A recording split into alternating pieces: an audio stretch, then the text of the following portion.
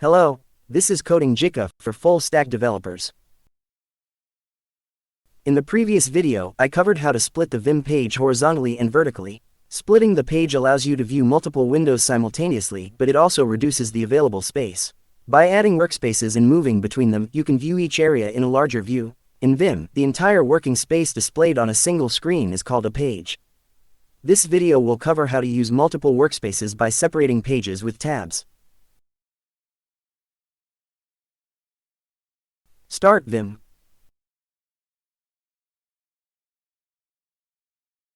The command to add a new page is tab new.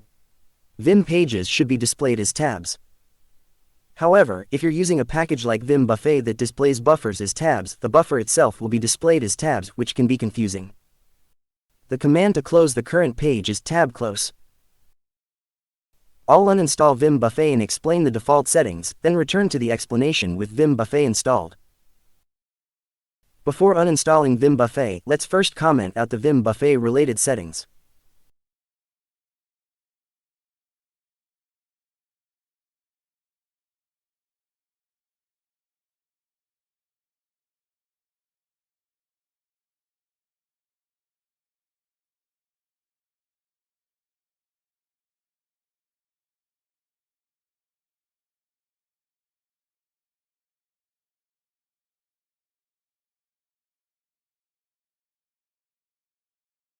I'll uninstall vim-buffet using vim-er.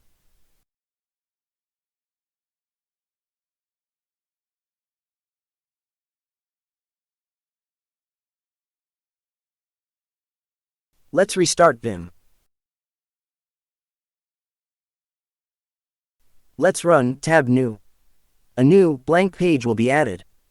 Since pages are represented by tabs, tab is used in page-related commands. However, tabs are merely a means of distinguishing pages, the actual work is page-related. Therefore, it would have been better if page had been used instead of tab in the commands. If you enter a file name after tab new, the file will be opened immediately in the newly added page.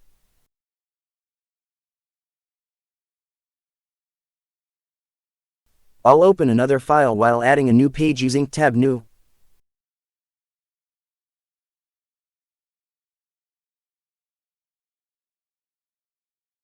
You can move to the previous page with the tab p command. You can move to the next page with tab n.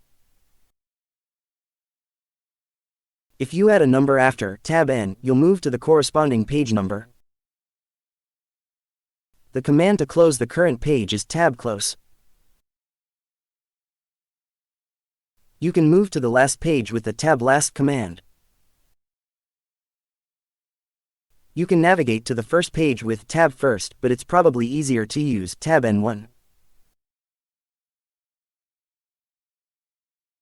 Multiple pages are in use, and I'll try splitting the page on one of them.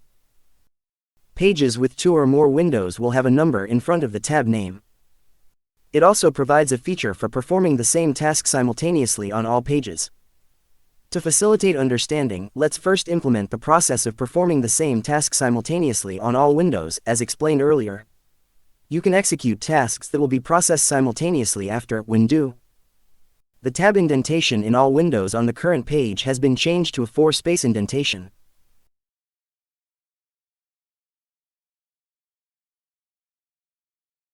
The remaining pages also have 4-space indentation. By using the tab do command instead of the when do command, you can perform the same task simultaneously on all pages. This time I'll change the 4-space indentation to a tab indentation. Let's move through the pages sequentially to check. Note that on split pages, commands executed only apply to the window in which the cursor is located.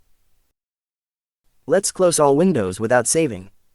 When all windows are closed, all pages will also close. To get back to working on pages with vim-buffet installed, let's restore the git state. When restoring with git checkout, submodules are not restored. Packages managed by submodules will need to be reinstalled. Let's install vim-buffet with vim-er.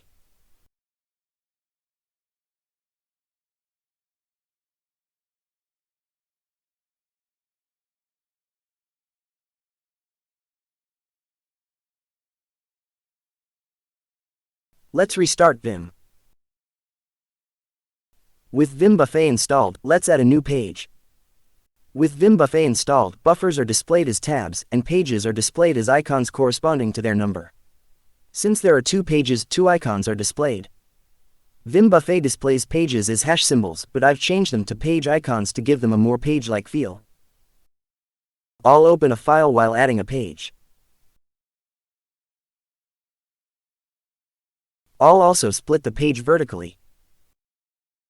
There are 3 pages, but since there are 4 buffers, there are 4 tabs.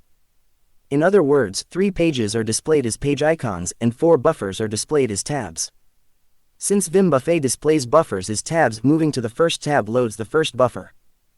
If you've configured vim-buffet's recommended settings, you can load the first buffer with a \1. Instead of moving to the page containing the buffer displayed in the first tab, the first buffer will be displayed in the window where the cursor is located. To move to the first page, use tab N1. Let's move back to the third page. I'll return to the fourth buffer. As mentioned earlier, the page icons on the far left of the tab line are page tabs. The buffer tab appears to the right of the current page icon. In other words, the page icon with the buffer tab on the right indicates the current page. The buffers currently in use on the current page are marked as active buffers to distinguish them. I've set the active buffers to bold and clear colors, while the normal buffers are marked with a lighter, italicized style. The current buffer has a brown background color, which is more visible in the active buffer style. Let's move on to the first page tab.